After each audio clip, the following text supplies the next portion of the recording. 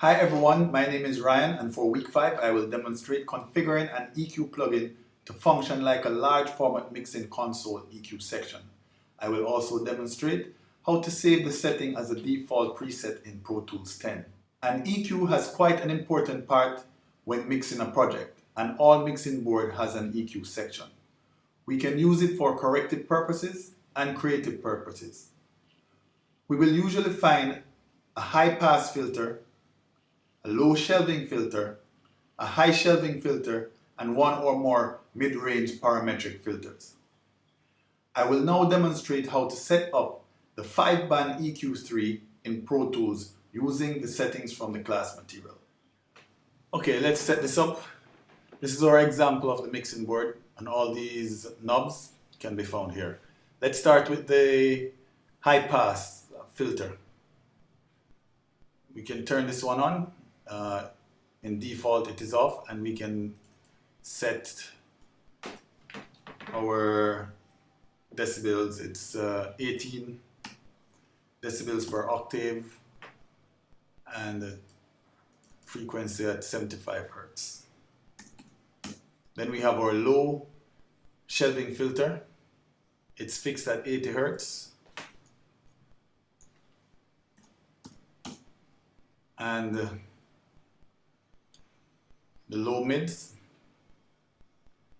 this can go anywhere between 100 and 2K, and we'll start it out at 400 as per our example. Then the high mids, and they have that set at 2K, which is the same, and the high shelving filter on this mixing board example it is at 12 kilohertz. So we'll just double click onto there, 12.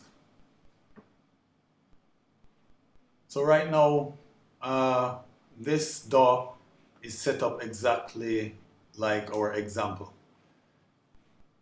What we can do now is go to preset, save the setting as, and we can call it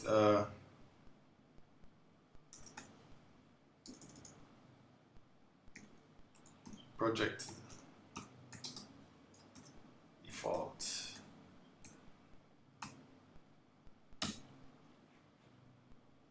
And we can set this setting as our user default.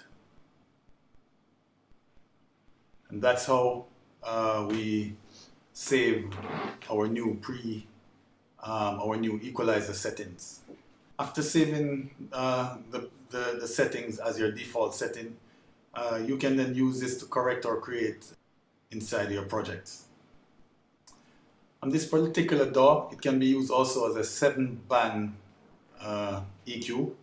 It also has a low pass, which you can turn on and use. And as I mentioned before, it has this mid-range frequency, which can also be turned on and used. Thank you for your time. Hope you enjoy.